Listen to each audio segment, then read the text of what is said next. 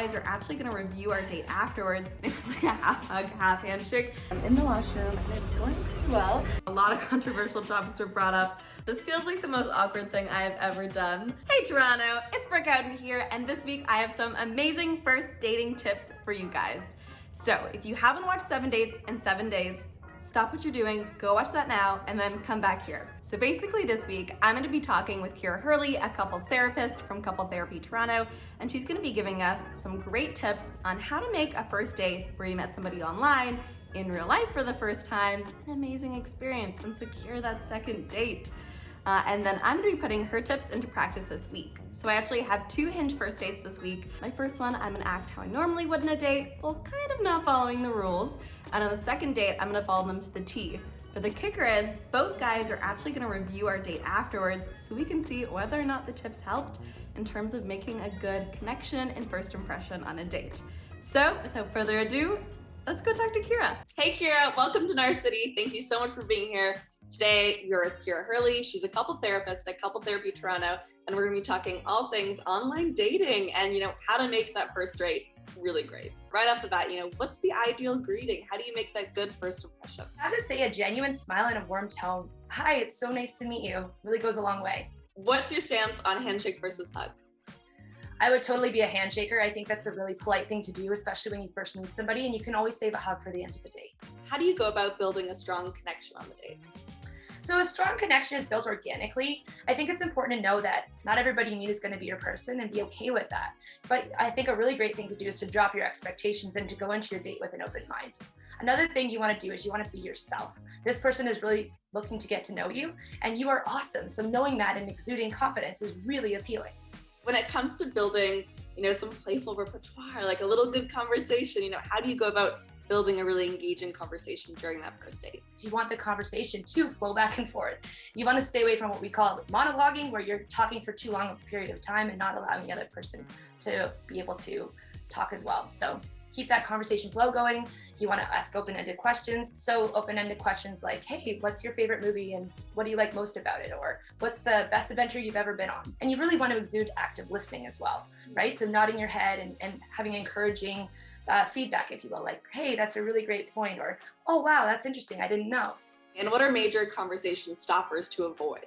Stay away from controversial subjects, like, the big ones. We know politics isn't the best thing to maybe bring up on a first date, or other things that maybe you want to leave for later on when you get to know the person a little bit better. How long should a date typically last? Honestly, I think short and sweet is really great for the first date. Maybe I would say a couple of hours max, but you don't want it to be an all-day adventure, especially not for the first date. For sure. And do you have any tips and tricks for securing that second date? I think open and honesty, right? Like you got to say, hey, I had a really great time and I'd like to see you again. You can either do that at the end of the date, or maybe you can wait a couple of days and text or make a phone call and just go, hey, what are you thinking about meeting up again? Any other tips and tricks that online daters should be using on their first dates? Definitely. You really want to make sure that you have your phone on silent and in your pocket. You want to be engaged. Also, you do want to stay safe, so go and meet in a public place and have fun. I mean, it's really an exciting time for everybody. We get to go back out into public again, so enjoy it and really relish in this experience of getting to know somebody. Okay, amazing. Well, thank you so much for taking the time to come chat. I'm definitely going to take all of your advice and be using it on my dates this week, and we'll see how it all turns out. Thank you. Good luck. You're going to do fantastic. Thanks so much, Kira. Thank you. Take care.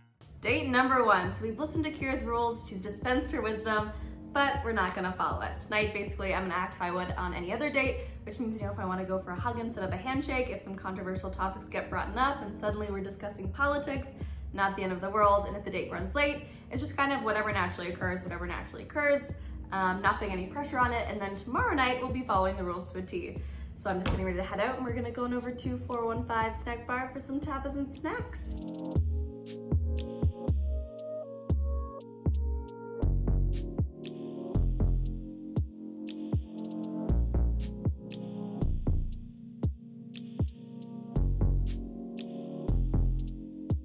I think that was probably the best date I've been on from Hinge thus far, which is quite impressive. So I was acting like myself, but I definitely did do a lot of the do-nots that we talked about with Kira. I went in for the hug instead of the handshake. A lot of controversial topics were brought up. We talked about whether or not we were raised with religion. We talked about politics. We talked about sexuality.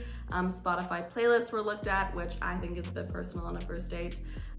I was definitely not asking all open-ended questions, and I do think I monologued a little bit when we were talking about like passions and what we were looking forward to in the future. You know, my phone was on the table, my posture, I was crossing my arms for a lot of the date, or just kind of leaning back, so I wasn't necessarily engaged. But overall, it was really, really fun. We just grabbed drinks, we grabbed some cocktails, we grabbed some food. So I'm excited to see, you know, what the person I went out with thought, and excited for tomorrow's date where we actually follow the rules to see if it all makes a difference or if it just comes down to connection. Okay, so I'm waiting for my Uber.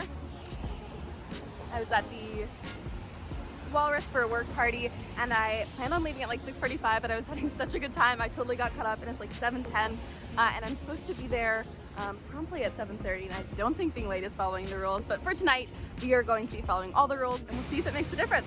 We're in the Uber. I just got here. I'm like 2 minutes late, so not that bad, but still not a great start. So let's go in.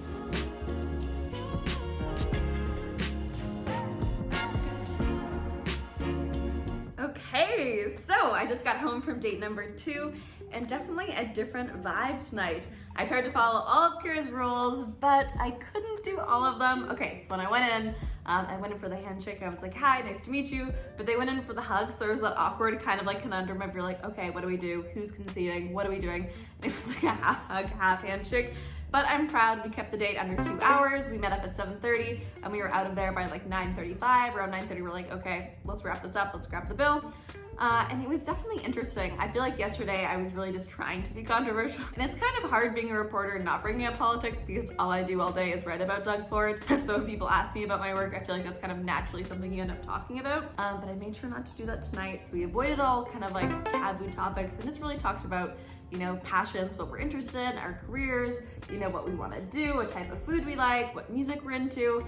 And it was nice. I feel like when I go on dates, I tend to get deep pretty quickly and ask a lot of intrusive questions. I think that just comes from being a nosy reporter.